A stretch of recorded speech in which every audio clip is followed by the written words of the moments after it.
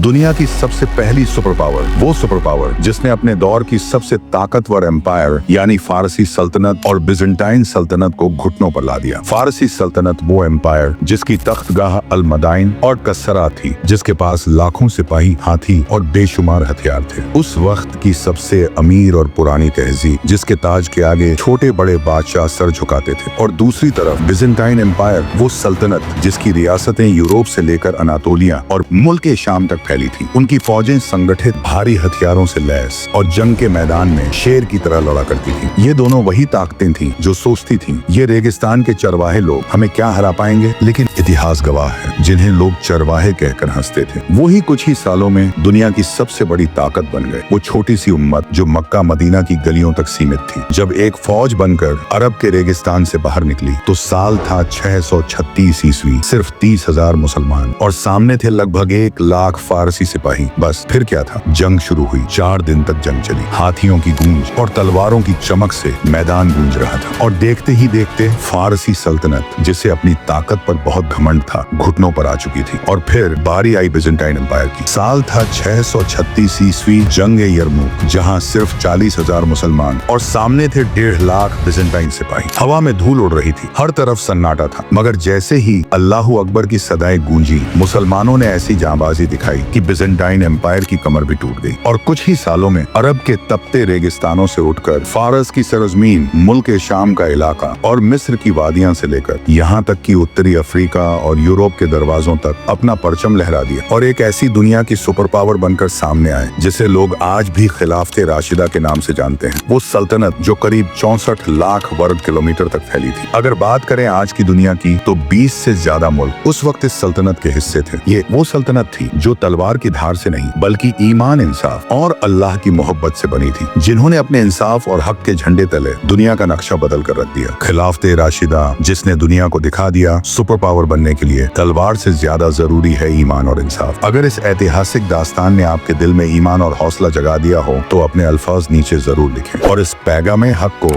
दुनिया तक पहुंचाएं।